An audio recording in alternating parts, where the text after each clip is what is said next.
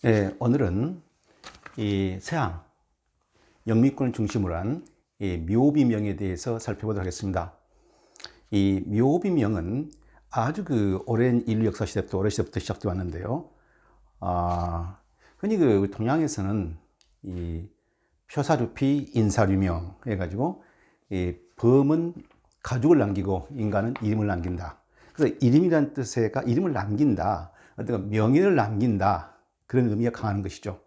그래서 어떻게 보면 이제 우리나라 같은 경우 이제 묘명을 보게 되면은 이순신 장군이랄지 서영구랄지 많은 분들이 묘명이 있다면은 대부분 업적을 기리게 되죠. 업적을 기리면서 동시에 이제 그분의 호칭, 위대한 호칭들이 쭉 나열이 되는 것이 있게 되는데요.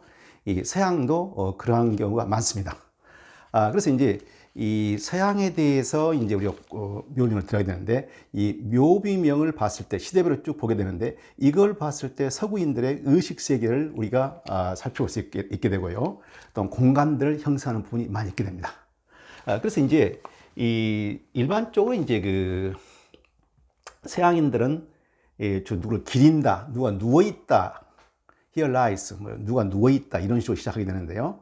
이 묘비명은 영어로 에피타프입니다. 에피타프, 묘비명 에피타프. 제가 이제 타이틀을 묘비명은 삶의 진솔한 기록이다 이렇게 했는데요. 사실 진솔한 기록이 아닌 면들이 있게 되고, 사람들이 지나치면서 어느 사자의 묘를 지나게 되는데, 그 묘명을 봤을 때 아주 경구 쪽 에픽을 아프리즘 경구 쪽 혹은 뭡니까? 어떤 숭엄한 의미를 뜻도 있게 되고, 업적을 기린 경우도 있게 되고, 그런데 어느 경우는 황당하고 매우 당황스럽게 하는 묘용들이 많이 있게 됩니다. 그래서 상당히 우리나라하고는 동양 문화하고는 다른 측면이 있게 되는데요.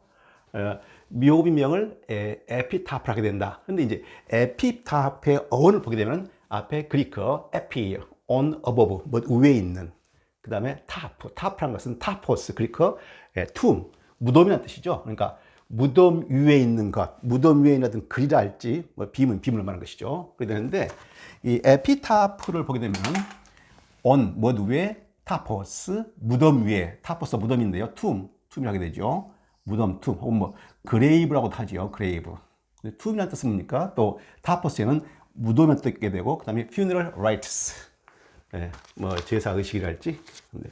이 무덤의 원래 의미는 묻다라는 뜻입니다. 무덤이라는 것은 묻다, 그런 데 있게 되는데요. 이 서양에서 일반적으로 비석이 있게 되면은 RIP가 맨 위에 쓰게 됩니다. 무덤 비석이 있게 되면은 얘가 RIP 되어 있죠. RIP. 라틴어인데요. 레퀴스카티 인 파케, 그런 뜻이죠. May he or she rest in peace. 이분이 이곳에 편히 쉬소서, 영면하소서, 편히 쉬소서, 그런 뜻입니다. 그런데 이제 영어로도 May he or she rest in peace, RIP 갖게 되죠. R.IP, 그렇죠. 영어에서 이제 RIP라는 단어가 있게 되죠. 찢다, 태아, 그런 뜻이기 때문에 혼동하면 안 되죠. 이것은 편히 쉬소서, 평화롭게 쉬소서, 이런 뜻이죠. 그런데 이제 흔히 이제 비문에 가장 흔한 이제 비문의 시작이 말이죠. beloved son or daughter, wife, husband. 나 사랑하는 딸, 혹은 뭔가 마누라, 남편, 이렇게 시작하거든요. 그리고 이제 자식들이 이제 부모를 기를 때 mom and dad is all our love. 우리의 모든 사랑을 바쳐서 엄마 아빠한테 보낸다, 사랑을 전한다. 이게 가장 많이 쓰게 된 것이죠. 그런데요, 이 무덤에 대해서 이제 참 특이한 동양에 있어서, 여러분들 등소평을 알죠? 등소평. 예. 등소평은 세 번의 위기를 넘기면서 아주 불사조와 같은 그런 아주 위험한 생사 갈림길에서 살아남아가지고, 결국에는, 중국 공산당 중앙군사위원회 주석이 되게 되죠. 예. 그래서 이제 최고의 권자에 이르게 되는데, 이 사람은 실사구시적인 공산당의 흐름이 사상이 내려오게 되는데, 실사구시적인 그런 사상을 강조했죠. 그래가지고 자본주의하고 사회주의를 약간 병합할 수 있는 그런 실사구시적인 정책을 했던 사람으로서 역사에 남게 되는데, 이 등소평이 어떤 말을 했는 거 아니에요? 죽은 자가 산자의 자리를 차지하는 것은 난센스다, 허황된 것이다 이것이죠. 의미가 있는 말이죠. 죽은 자가 산 자의 자리를 차지하는 것은 난센스다. 그리고 자기 시체는 의학용으로 마음대로 써가라. 자기 시체를 의학용으로 사용하거라. 실사구시적이죠. 그 다음에 나의 유골은 그냥 바닷가에 뿌려버려라. 상당히 그 대인배, 그러한 양상을 볼 수 있는 그런 말을 남겼어요. 자, 그런데 이제 일반적으로 묘비명하게 되면은 죽은 자들은 죽은 자가 살아있는 사람들의 기억에서 사라지는 것을 안타깝게 여기기 때문에 묘비명을 나는 것이다. 그런데요, 이 서양에서도 이제 그 묘비명은 누가 남기느냐? 첫째, 죽은 자가 남긴 경우가 있게 되고요. 그 다음에 그 후손들이 남긴 경우가 있게 되고, 또 뭡니까? 공공단체, 국가 같은 데, 국가기관 같아서 그 사람이 업적을 기려가지고 남긴 경우가 있게 되시죠. 그래서 여러 가지 형태가 있게 되는데, 일반적으로 묘비명에 대해서는 죽은 자가 살아있는 사람들의 기억에서 사라지는 것을 안타깝게 여기기 때문에 남긴다. 맞는 말이죠. 나를 추념해달라, 나를 기억해달라, 그러한 염원은 누구한테나 있게 되겠죠. 자, 그런데요, 한 가지 흥미로운 것은 20세기 와가지고 유명 배우가 있습니다. 레슬리 니엘슨은 배우게 되는데, 이 사람은 다른 견해를 가지고 있습니다. 이 사람의 묘비명이 실제 있는 건데요. To live in hearts, we leave behind is not to die. 그러니까 이 말은 말이죠. 우리가 뒤에 남기는 사람들 마음 속에 우리가 살아있는 것은 진정한 죽음이 아니다. 우리 죽음과 함께 우리가 남긴 후손들, 우리 가족들의 후손들의 남아있는 가족들한테 우리가 그들 마음속에 살아남아있는 것은 좋은 것이 아니다. 진정한 죽음이 아니다. 죽음은 온갖 것과 함께 완전히 사그라져야 한다. 이런 견해를 가지고 있게 됩니다. 그래서 상당히 상반된 것을 갖고 있는 것이죠. 보통 사람들의 커먼 센스하고 리버스, 반대되는 그런 개념이 나오게 된 것이죠. 그래서 이제 이 무덤의 역사를 보게 되면 고대 이집트부터 많이 나오게 되죠. 주로 이제 뭡니까? 나무 석관, 나무를 알지 석관 위에다가 뭡니까? 글을 쓰는데, 고대 그리스가 있게 되고, 그 다음에 고대 로마가 있게 되고, 이것은 2000년, 3000년, 2000년 이상의 그 역사를 가지고 있는 묘명들이 되죠. 이제 고대 그리스에서는 이제 상당히 그 그리스가 비극이 발달했고, 희극이 발달했고, 극이 발달했지 않습니까? 그러다 보니까 문학적인 감수성이 들어간 그런 비문들이 꽤 있게 됩니다. 로마 시대에 있게 되고요. 그 상당 부분 간결체로서 경구, 생의 어떤 의미랄지 그런 것을 어웨이크닝, 깨닫게 해주는 그런 문구들이 많이 들어있게 되는 것이죠. 로마 시대도 마찬가지고요. 그래서 상당히 이제 상당히 시적인 문구가 나오게 된 것이죠. 일찍부터 말이죠. 그래서 로마 시대 때 BC 약 1세기, AD 1세기 약 2000년 전에 비문을 보게 되면 라틴어입니다. Sit tibi terra levis. 그대 위의 흙이 가볍게 가벼워지기를, 그대 위에 얹힌 흙이 가볍게 누르기를. 이것은 이제 그 의미에 따라서, 이해하기에 따라서 상당한 여러 뜻이 있게 되는데, 좌우지간 죽은 자가 있게 되면 그 위에 덮고 있는 흙이 있게 되는데, 그 흙마저도 그들을 심하게 누르지 않기를, 뭐 이런 뜻이 된 것이죠. 어떻게 보면 그 죽은 자에 대해서 어떤 그 물리적인 어떤 그 압박감, 어떤 그 누르는 거, 그런 것마저도 가볍게 되기를, 죽은 사람에 대한 어떤 예의랄까요? 그런 의미가 되게 된 것이죠. 자, 그런데요, 이와 같은 것이 있게 되는데, 그런데 이제 힐러리 벨락이라는 뭡니까? 이제 그 배우가 있게 되는데, 아니, 배우가 아니고요. 18세기 건축가 존 벤브루기 어떤 말 했는 거 아니에요? 자, 전통적 로마에서는 자, 죽었다, 흙을 덮었다, 흙이 그대의 시체를 가볍게 하기를, 가볍게 누르기를 이렇게 내려왔는 건데, 이 18세기 건축가 존 벤브루기 같은 경우는 땅이여, 그를 무겁게 누르라.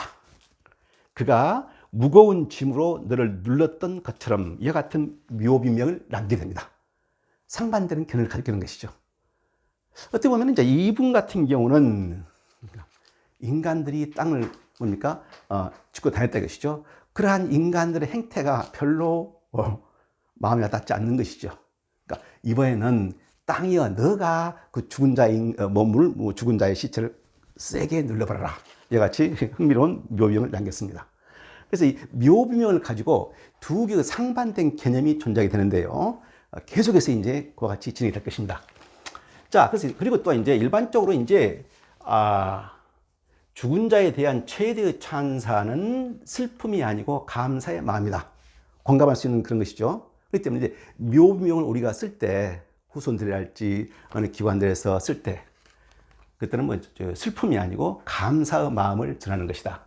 그 가장 좋은 예가 바로 킹 알프레드 the Great, 알프레드 대왕이죠. 우리나라 같이 세종 대왕, 알프레드 대왕, 뭐 샬마르 대제, 이 그레이트한 것은 누구나 붙이는 것이 아니지 않습니까? 알렉산더 대왕 할 때 대왕, the Great. 우리나라는 세종대왕 있게 되죠. 이 알프레드 대왕하고 세종대왕하고 비교가 많이 되는 건데요. 이 알프레드 대왕 같은 경우는 이 웨섹스, 섹슨족의 왕이었죠. 그때 이제 데인족, 바이킹, 그 스칸다나비아 바이킹 데인족들이 침입해가지고 영국이 거의 뭡니까? 이제 점령이 되는 그런 단계였죠. 그래, 마지막에 알프레드 대왕이 병사를 모아가지고 이 데인족, 바이킹족을 저지시킵니다. 그리고 기독교로 개화시키면서요. 그래서 이제 완전히 영국 땅에서 바이킹족을 몰아내는 것이 아니고 데인슬로 해가지고 영국을 우리나라의 38선과 같이 뭡니까? 동북쪽과 서남쪽을 딱 경계를 지어가지고 중북부 이후는 바이킹족이 다스리고 중남부 서쪽은 뭡니까? 이제 섹슨 왕이 다스린다. 이렇게 협약을 맺은 것입니다. 그래서 이제 차후지간에 완전히 바이킹족, 데인족들이 영국을 뭡니까 이제 식민지화 하려는 그러한 단계에서 그걸 저지해가지고 섹슨족의 전통을 지키는 왕이 바로 알프레드 대왕이죠. 그래서 이제 우리가 흔히 알프레드 대왕 하게 되면은 이 바이킹족을 물리쳤다라고만 기억하는데 그 이상의 어마어마한 업적을 가지게 됩니다. 바이킹족을 저지시키고 그 다음에 법전을 편찬하게 됩니다. 8세기, 9세기 말이죠. 9세기 말이죠. 그리고 이제 번역 사업을 하게 되는데 이게 이제 인문학적 사업이죠. 번역 사업을 하게 됩니다. 이와 같이 외세의 침입에 시달리는 것은 바로 우리가 학문이 빈약하기 때문이다. 해가지고 라틴어도 강조하게 되고 스스로가 우리 세종대왕과 같이 스스로가 번역서를 만들어가지고 번역을 권장하게 됩니다.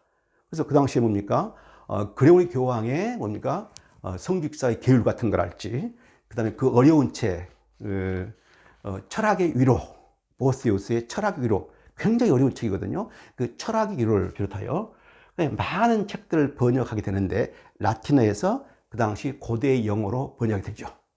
그런데 그 과정에서 산문이 발달이 됩니다. 이제 문학에서 말하는 버스하고 프로즈, 운문과 시어체, 산문체가 있게 되는데 산문체가 자리를 잡게 된 것이죠. 그래서 바이킹 뭡니까 이 알프레드 대왕을 산문의 아버지 이렇게 부르게 된 것이죠. 그 외에 여러 가지 또 공교육을 뭡니까 선포하게 됩니다.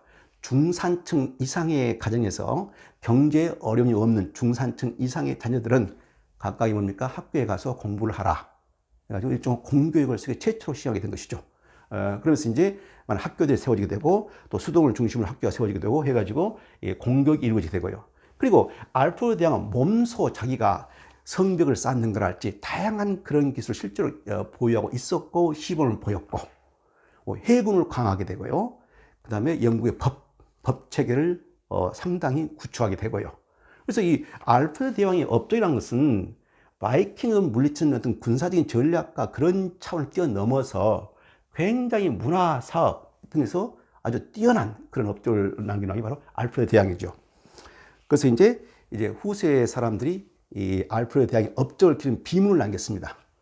그러니까 the most mildest 아주 온화하신 분이고, justice 가장 공정하신 분이고, most beneficent king 아주 자유로운 그러한 자선을 행하는 왕이었고, 그 다음에 who drove out 그러니까 대인을 격파했고 물리쳤고, 그리고 바다를 수호했고 해군을 강화했거든요.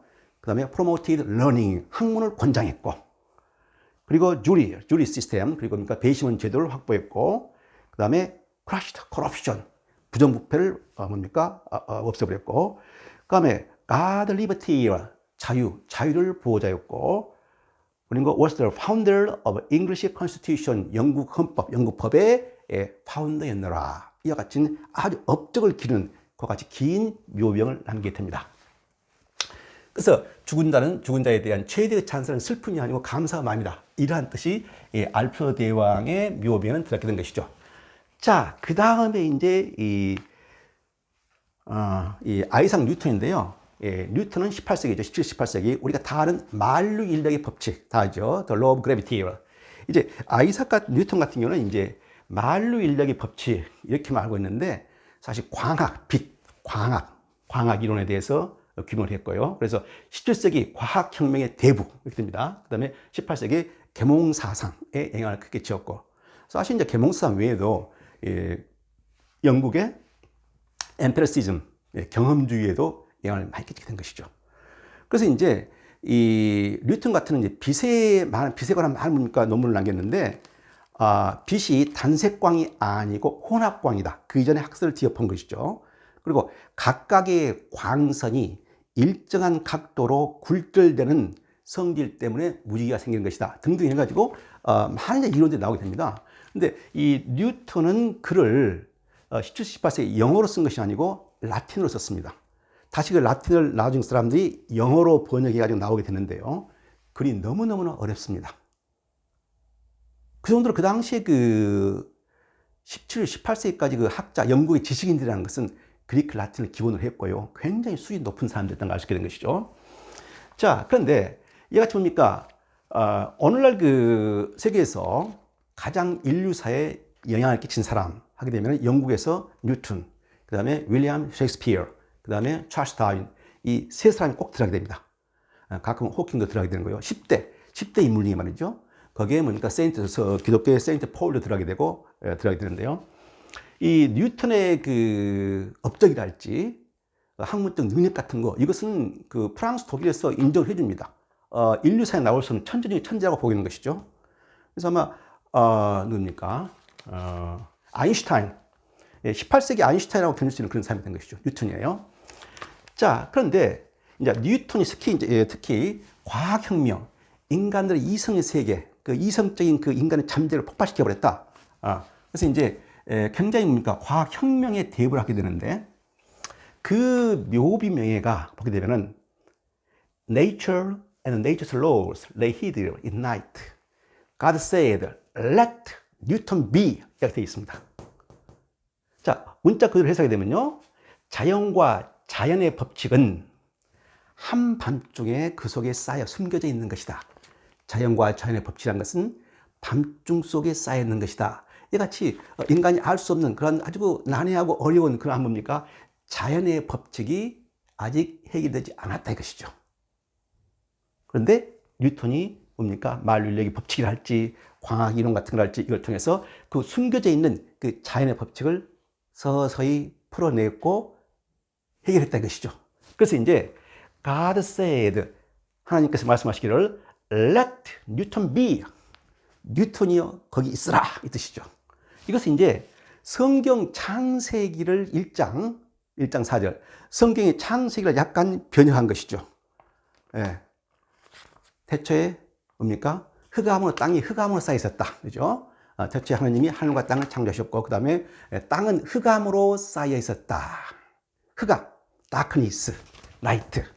그것에 하나님이 말씀하시기를 빛이 있으라 하고 명하니까 God said, let there be light. 빛이 있으라 하니까 there was light. 그곳에 빛이 있었다.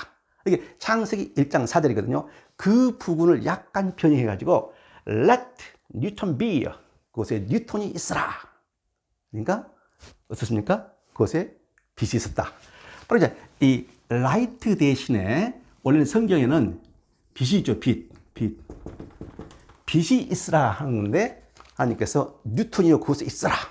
가지고 자연의 법칙을 해명하거라. 이렇게 했다는 것입니다. 그래서 이제 과학 이론에 집중을 많이 했는데 그것과 연계해가지고 이같이 멋있는 묘비명이 탄생하게 된 것이죠. 자, 그 다음에 이제 또 18세기의 사뮤엘 존슨 박사. 이 사뮤엘 존슨 박사는 이 영어의 창설자로 유명하죠. 왜 그런 거 아니에요? 바로 18세기까지의 많은 그 문헌, 18세기 이전까지 많은 문헌을 추출해가지고 문헌에서 사용되는 영어 언어의 의미를 정리합니다. 실제 인용문 예를 들어가지고 의미를 하나씩 규명한 것이죠. 그 이전에 영어선이 없는 것은 아니었는데 이 존슨 박사가 체계적으로 그러한 의미를 정리해가지고 나열하는 것이죠. 그래서 이제 발음에 있어서 액센트가 들어간 부분에 액센트를 표시하고요. 실제 예문을 사용해가지고 그대로 정리하게 됩니다.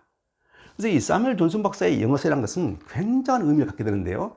저의 12강, 저 인문학 강좌 12강 보게 되면은 사무엘 존슨 박사의 그러니까 영어 사전에 대해서 제가 자세히 설명했기 때문에 참조해 주시기 바랍니다.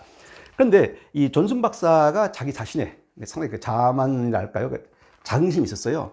나는 나 혼자 이와 같은 엄청난 사전을 만들었는데 프랑스 사람은 몇십 명이 달려들어가지고 만들었다. 해가지고 상당히 뭡니까 자기의 업적에 대해서 좀 과장하는 그런 면이 있게 된 것이죠. 그래서 이제 사무엘 존슨 박사의 그 묘비명은 자기가 한 것이 아니고 나중에 작가가 이제 했는데요. 영어의 창설자. 그런 말씀이 되죠. 영어의 창설자라. 그런 묘명이 나게 됩니다. 그래서 이제 업적, 감사의 마음이고 묘비명에 있어서 그러니까 그 사람의 업적을 기르는 그런 묘비명의 대표적인 예가 알프레드 영이랄지 뉴턴이랄지 사무엘 존슨 박사 얘같이 되는 것이죠. 그래서 이제 기원을 시작해가지고 어원, 영국의 뭐니까 업적을 기르는 이와 같은 묘비명을 살펴봤습니다. 다음 시간에는 약간 이제 일단적으로 우리가 사람이 이제 그 죽은 사람의 묘비를 이제 지나친다면은 엄숙하고 그죠? 약간 무겁고 죽음이 그곳에 끼어 있기 때문에 엄숙하고 무겁고 차 가라앉는 그런 기분이지 않습니까? 그래서 이제 우리가 묘비명을 읽는다면은 상당히 뭐니까 기대하는 바가 어떤 그 사랑의 표시랄지 후손들의 사랑의 표시랄지 어떤 그 업적이랄지 생에 대한 어떤 그 어웨이크닝 어떤 깨우침이랄지 이런 것이 들어있을 거라고 생각하는데 의외로 역사상의 문헌을 보게 묘비명을 보게 되면은 당혹스럽고 좀 뭐랄까요 당혹스럽고 또한 기이하고 너무 난해하고 그리고 황당하고 그러한 묘명이 굉장히 많이 있게 됩니다. 그래서 이제 다음 시간에는 그러한 묘명을 중심으로 계속해서 살펴보도록 하겠습니다.